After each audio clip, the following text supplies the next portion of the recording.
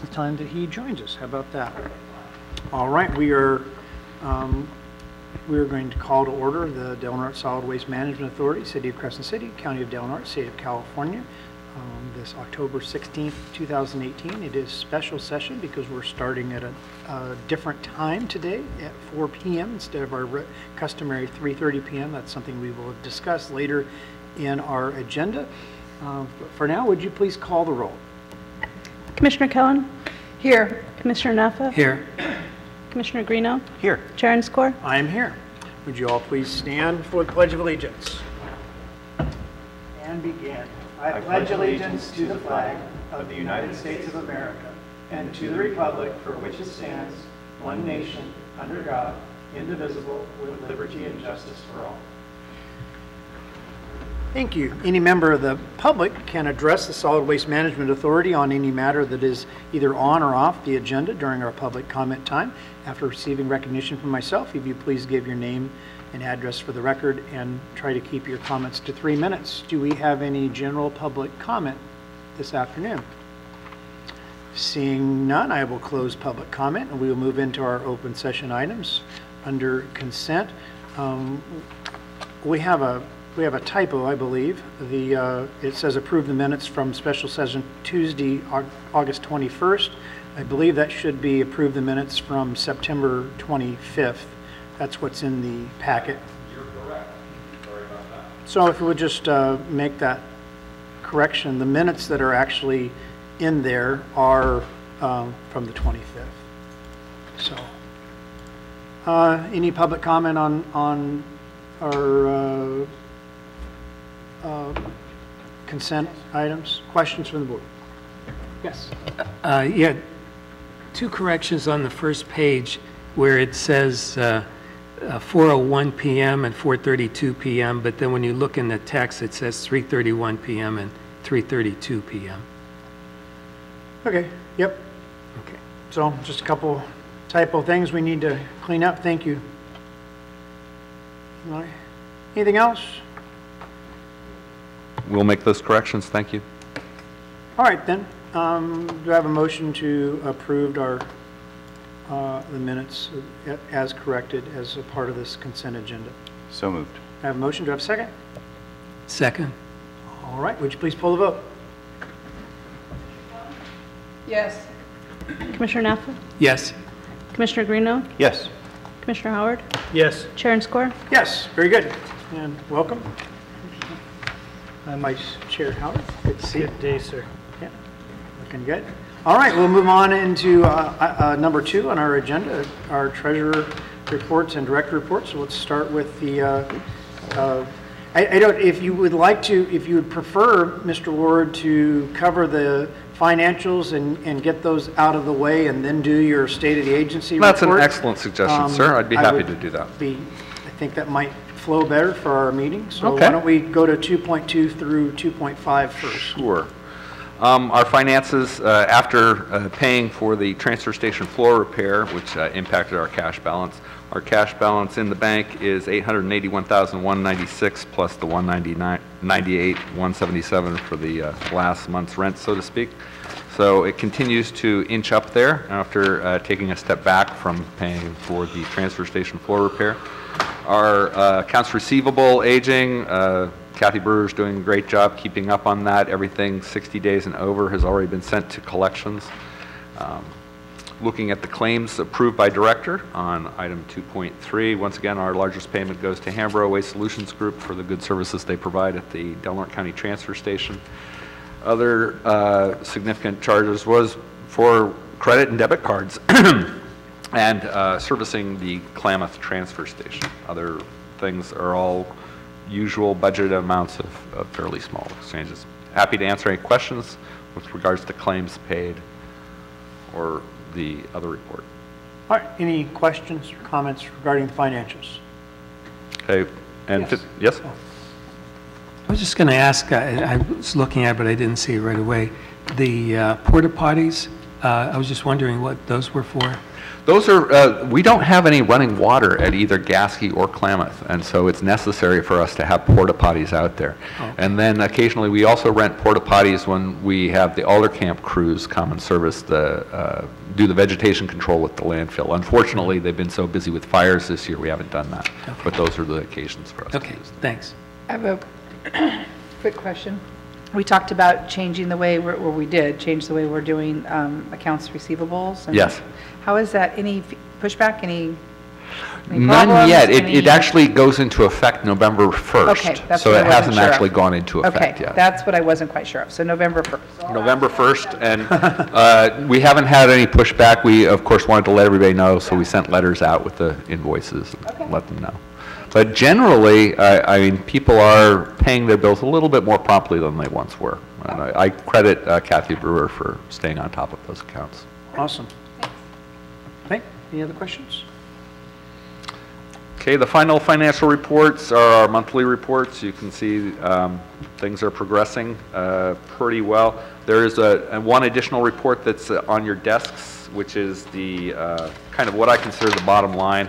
We have the authority service fees. We are ahead of budget, but behind where we were at this point last year. Part of that was due to the large cleanups that were done last year out at Pacific Shores, and those have tapered off a little bit. And then the paper that's on your desk shows our franchise fees, and our franchise fees are well ahead of budget also. So both of our revenue lines are ahead of budget, and because we're within our spending limits, that shows that we're moving in the right direction. And that concludes the financial report, so I'd be happy to answer any questions. Anything else? All right, very good then. Why don't we step back then and go ahead and have your annual State of the Agency report, Mr. Ward. Okay, thank you, Chair Enscore. So this is the annual time that we essentially look at how we did the last year, what we did, what we have coming up, and what needs to be done. So one of the fundamental questions is this agency doing what needs to be done? Let's see, my mouse doesn't seem to be working. Oh, maybe turning it on will help. Wrong mouse. Okay, thank you. There we go. So these are our main functions. We provide gate staff at the Delaware County Transfer Station as well as the Gasky and Klamath Transfer Station, and we do all the accounting for those facilities. We maintain, monitor, and report regarding the county's Crescent City landfill, which is currently under a 5-year permit review. We use revenues from the transfer station to pay for permits and other obligations related to the closed landfill. We're responsible for plans, permits, programs, and reporting regarding solid waste, recycling, composting, household hazardous waste, waste prevention. We administer household hazardous waste grants and programs and used oil grants. We also administer the public meetings we're attending right now, personnel management, budget, and fiscal reporting. And we develop the service standards and administer the collections franchise, which is currently held by Recology Del Norte, and the transfer station operation agreement, currently held by Hambro WSG. We respond to proposed or new legislation or regulation. We've stepped up on that particular point in the last year in that I've been able to attend the ESJPA meetings, as well as I've been appointed to the board of the California Product Stewardship Council. We adopt and enforce authority ordinances, most recently an informal bid ordinance. And this board also serves as the Abandoned Vehicle Abatement Service Authority Board. So is this last year regarding doing what needs to be done? One of our challenges has been staffing. This last summer, we trained a total of 6 new gate attendants, and unfortunately only 3 of them continue as employees, because training is done mostly by our account clerk and our administrative assistant. That puts them behind in their regular accounting duties. So even though we're now relatively fully staffed for the winter months at 9, we're still catching up from the training that went on over the summer. So our deposits are not quite as timely as we would like to see once we get caught up. Is this agency a reasonable value for the customers? Well, we continue to have the lowest facility rates in the region. So if you go up to anywhere in Brookings, anywhere in Curry County, anywhere in Humboldt County, at any public facility, you will be paying more as your minimum fee and more on a cost per ton basis than you will at the Del Norte County Transfer Station. or the Gasky or Klamath Transfer Station. The Gasky and Klamath Transfer Station do continue to lose money each year, but we provide this as a public service to the larger community, and it's of course much more expensive and problematic when those materials are illegally disposed in the wrong place. So we provide those as a public service. Let's see, looking over the details of the director's report, making sure I'm not missing anything. So what has happened during the last year? This board has banned plastic bags as an effort to try to reduce the contamination in Recology's programs. We, this year, successfully repaired a portion of the floor at the Delaware County Transfer Station. We added 3 new additional surveillance cameras and a new surveillance system at the Delaware County Transfer Station, particularly focused at the recycling drop-off area, and we have had fewer dumping issues there recently. We hosted 3 mattress recycling events at the Delaware County Transfer Station. We completed the storm-related repairs at the landfill. Kira Seymour did a good job working with Hemmingson Construction to complete those repairs. Also, there was vandalism at a gate at the landfill, and Kira again worked with 2 guys to repair the vandalism of the gate and worked with other staff to repair damage to the surface drain water system. We're currently engaged in the 5-year permit review for the Crescent City landfill. The comments we received from Cal Recycle indicated that we need some additional reports to be completed by an engineer, so we're working with the county engineer to try to complete those reports.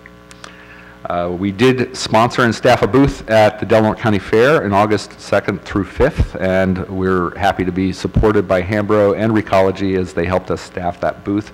And Recology also provided giveaway materials as well as donated a prize for the raffle. We have supported Hambro's Buyback Center. We were very grateful that they opened up because at the start of this year, we didn't have a buyback center. The nearest buyback center was in Humboldt County in McKinleyville, 70 miles to the south, so we're very appreciative that Hambro stepped up and did open up a buyback. It was not without its own challenges, so they're now at their 3rd location since they've opened, and at each time that they changed locations, we help them with signage and advertising through our beverage container grants, again managed by Kira Seymour. We also have initiated a regular radio program on KFUG Community Radio called Rethinking Recycling. It's about a half-hour program, and we have those programs available online through KFUG's website as well as through the Solid Waste Authority's website. We partnered with Crescent City Harbor in providing oil spill remediation kits, and we hope to be working with them even more in the coming year to try to help them control any oil that is associated with the boats in the harbor. We supported the city with producing no dumping and no camping signs, and that was at the request of Walter Mackelberg, who had helped organize several beach cleanups through Surfrider Foundation, and he had noticed that camping on the beach, particularly over the 4th of July weekend, was a challenge and problematic, and there was really no signage. So we provided that signage and partnered with the city, and the city is now storing those signs, and they're available for all future events where people might be inclined to improperly camp on the beaches. Kira Seymour has worked with Taiuchi Hamlet, Lucky 7 Fuel Mart, and Suburban Propane. So we have 3 locations that sell and refill reusable small propane cylinders under the Refuel Your Fun campaign. We think that's a great program as it is reuse, and we are a tourist-oriented area, especially during the summer months. People come here and they have refillable propane containers available for your camp stoves, for your lanterns, for your usual camping supplies that use propane. Our Facebook page has much more activity now that Kira has joined us, because I don't speak Facebook. We've held backyard composting workshops. Regarding fiscal management, all of the surprise cash counts that were conducted by the treasurer as the county auditor have come out to the accurate and balanced to the penny, underscoring the fact that we are managed well. This is the 6th consecutive audit when our external auditor has identified the authority's deficit net position as a significant deficiency. What that means is essentially we're still in the red. The reason why we're in the red is because of the liability associated with the landfill and the construction of the transfer station, and we're slowly climbing our way out of that red hole. The auditor says we should do it more quickly, and we have to balance that request with the need to provide services to the community at reasonable prices. And so that is this board's discretion, and we continue to have the lowest facility rates in the region. So I think that's very reasonable management, a very reasonable response to that ongoing comment. It will be many years before the revenues accrue to adequately address the calculated liabilities associated with the landfill. So we'll slowly climb up our way out of the hole, but it will slowly happen. Let's see. New information that wasn't available before is yesterday, Kira went down with one of our other staff and painted the new gate at the Klamath transfer station. We worked with Green Diamond. Somebody had vandalized the gate, essentially tied up a truck to it and yanked it, so it had been pulled out of the ground. Green Diamond replaced the gate, we painted it. It's possible they might send us a bill at some point. We haven't sent them a reminder in that regard. So opportunities, plans, and challenges for the coming year. The big one is the ongoing negotiations with Recology Del Norte. We do have a contamination issue in our recycling program, and we have been in discussions about the possibility of potentially extending that agreement.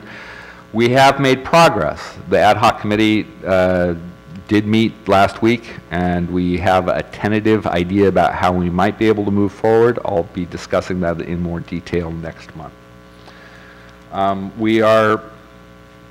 We have not yet released the RFP, although we're pretty close, in identifying and assessing potential sites for a small volume transfer station.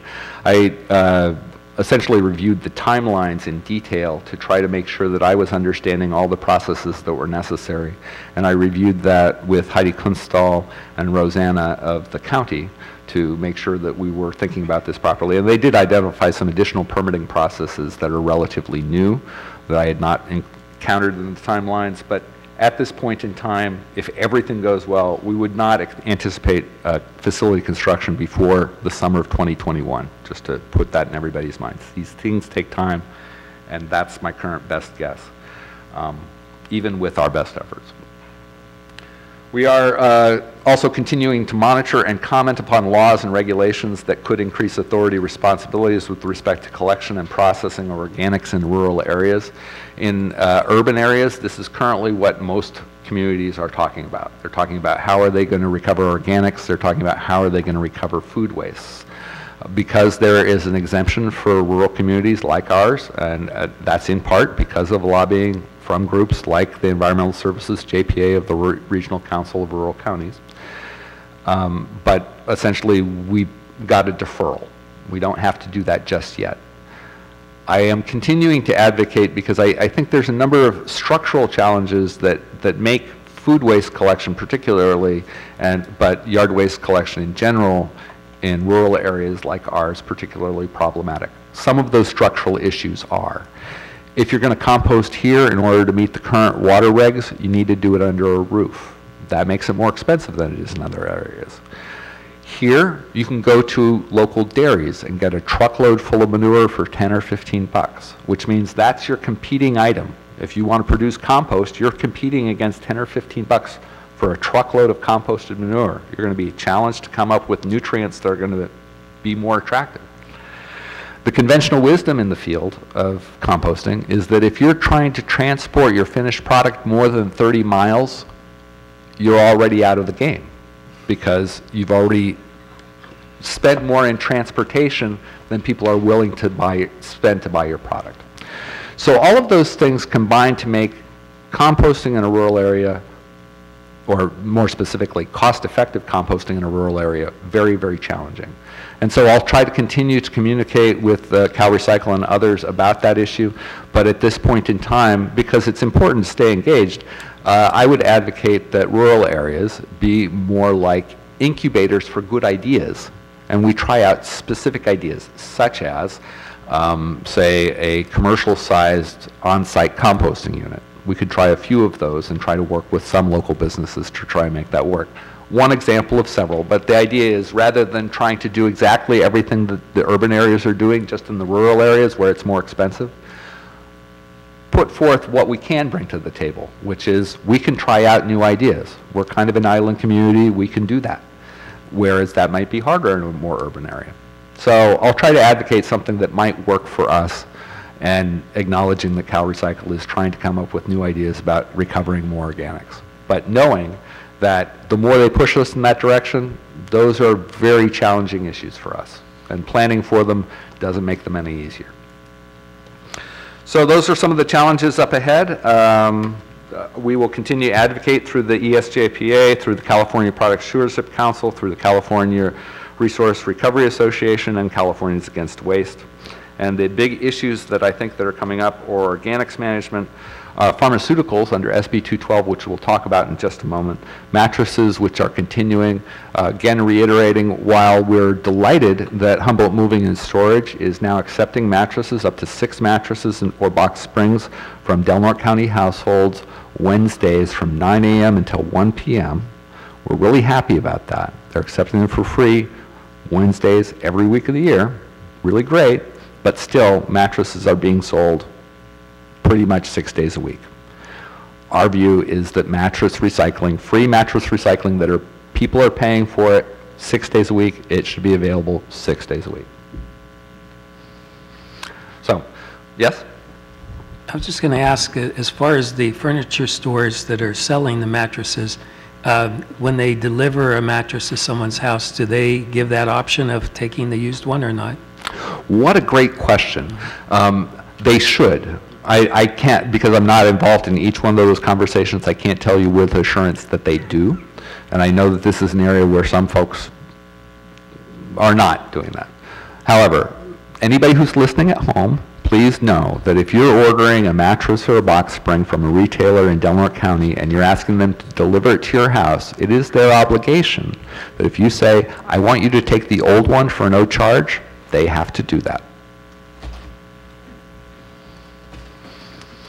So that concludes the State of the Agency report. There is, well, I guess one last thing that I'll just point to. We do have the legislative summary, and again, the biggest thing is SB 212, which we'll be talking about in just a moment. And then I also included something that we also have to submit every October. It's called the Form 303, but essentially it's the summary of all of our household hazardous waste management throughout the year. We have 3 main programs for this. One is our annual event, which just happened. Another one is our regular activity. We tried to set up the Del Norte County Transfer Station, so the most common household hazardous waste that were recyclable, we take every single day. So that includes used motor oil, oil filters, antifreeze, paints and stains and water treatments that are non-aerosol in their original non-leaking containers, household fluorescent tubes, household batteries, car batteries, household fats, oils, and greases, home-generated sharps, and televisions and computer monitors. So we take all of those every day for free. And the reason why I'm pointing that out is that if you look at this report, what you'll see is that our permanent facility that took all of those materials, Hambro WSG, that took all those materials, that was 107 tons of materials for the last year. Whereas our annual event that cost us about $30,000 just took in 10 tons. Load checking took in almost as much. Load checking meaning the Hambro crew is on the floor, they spot some household hazardous waste, or they're checking through somebody's load to make sure that there isn't hazardous waste in there, and they find the hazardous waste and they can't return it to the customer, then we have load check waste. So that's where the load check comes in.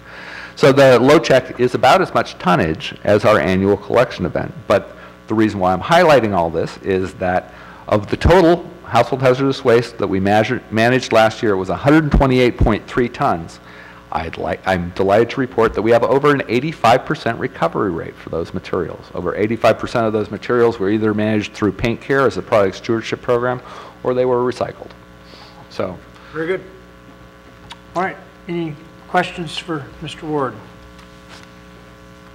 Public comment?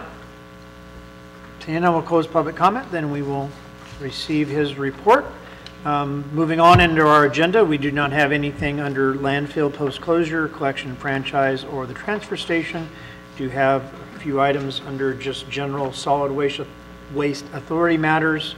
The first is regarding our audit. Mr. Ward, 6.1. Yes. 6.1 is a letter of engagement with the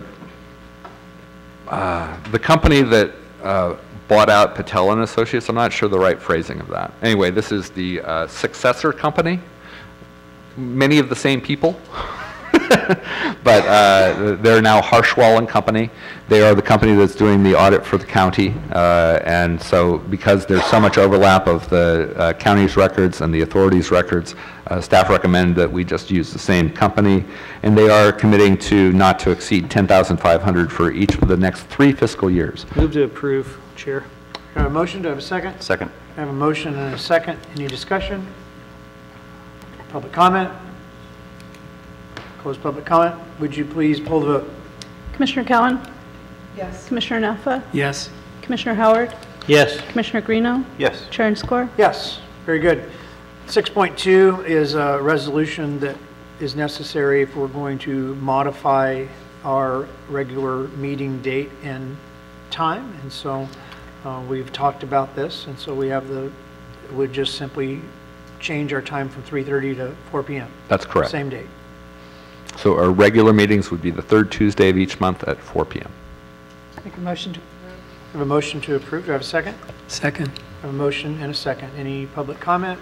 Seeing none, we'll close public comment, and doesn't involve any money, so all in favor say aye. Aye. Opposed? Very good. Last thing is an advocacy item, Mr. Ward? Yeah. So SB 212 was the biggest bill pertaining to our issues and the issues of our responsibility during last year, and it's huge in that it may not be a surprise to many of you that the pharmaceutical industry has quite a bit of lobbying power. And so coming up with a producer responsibility bill for sharps and pharmaceuticals was a tremendous achievement and a tremendous bipartisan achievement. And part of the reason for this is the concern about the opioid crisis, the concern about meds being, people breaking in and stealing them, and of course sharps in general. Loose sharps can be a problem for beach cleanups. It can be a problem on recycling sorting lines. So great support, great strategic action by California Product Stewardship Council getting this passed. But I'm putting this first one here because when the board first supported this bill, it was AB 444. And you can see that it actually was introduced in February 2017, but doesn't get passed until September 30th, 2018. Legislation takes some time. But when you have these critical votes, the timeliness of having those adopted policies in place is really important because that enables us to send letters in a very timely fashion to say, yes, this is what our board thinks is the right thing to do. And so towards that end, we'll try to come up with a legislative platform if we can before the next year gets too far down the line so that we can agree to the general principles so that when legislation comes forward that the board might support will be poised for action. So what SB 212 does is it creates convenient disposal for medicines, establishes a statewide comprehensive producer-funded take-back program to provide safe and convenient disposal options for home-generated pharmaceutical drugs and sharps waste. It gets excess drugs out of people's homes, helping prevent accidental poisonings and abuse.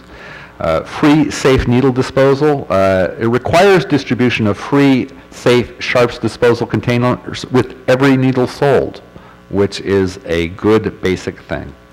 And then our jurisdictions like ours could get reimbursed for the disposal costs of sharps waste. Currently, this agency is paying for this through essentially a portion of the tipping fees. It also helps protect solid waste parks, hotels, and wastewater workers from accidental sticks. And it does some other things because what was part of what brought the pharmaceutical industry to the table was that many local jurisdictions were adopting local take-back ordinances. And rather than deal with different take back responsibilities in each of California's counties, they thought a single statewide program would be preferable. So that's part of how they supported this bill. This is a very, very, very small portion of the profits of the Farnham School industry. Just wanted you all to know that. The cost of this take-back program is estimated to be about 40 cents per person. Just for comparison, the profits and the gross sales of the pharmaceutical industry went up about $140 billion in the last 7 years. So 40 cents a person is not a heavy lift. So, but these things do take time. We don't have regulations. What happens is you have a law passed that establishes the general principles, and then the agency responsible for implementing this, in this case Cal Recycle, writes up regulations describing exactly how the law is to be implemented. So the regulations aren't even to be promulgated until 2021. So the bottom line is we're not looking until having this implemented until 2021, 2022, in that range. So what will this mean for Del Norte when that program finally arrives? Well, when it's in place, there will be at least 5 locations for drop-off of pharmaceuticals and sharps in Del Norte County. Any pharmacy that wants a drop-off bin can request one, and they'll get one within 90 days. That's in the law. And when the program is in place, the authority will be reimbursed for managing sharps waste at the Del Norte County Transfer Station. So all of these things are a really good thing, and it's appropriate that when any product that is expensive to manage at the back end has no program in place, it's appropriate that the producers of that product be engaged in coming up with a solution for the end-of-life product. So that's what we're doing. All right, very good. That takes us to the end of our regular items. I do know that we have noted on here closed session for performance evaluation. Is there a reason for us to, has everyone received the evaluation from Martha to fill out? Mm-hmm. Yes. Yes. Is there a reason for us to go into closed session to discuss that, or? I don't think that we've done anything with it as of yet, so. Yeah, if everyone's still working on their evaluations, then we don't necessarily need to have a closed session. Okay. When you, just please send them to me so I can compile them for everyone's review at the next meeting. So our task is to get those completed by the end of the month so that they will be ready for closed session in November. I think you should hear the chair. I think you could handle it. I think I just did. So, all right, then. We will have them by the end of the Thank you. Then we won't go into closed session. We will adjourn. We do have one correction there. We will adjourn till Tuesday, November 20th. The 16th is a Friday, so we'll be back then at 4 p.m. No, the 16th, yeah, the 16th is a Friday. Tuesday, November 20th.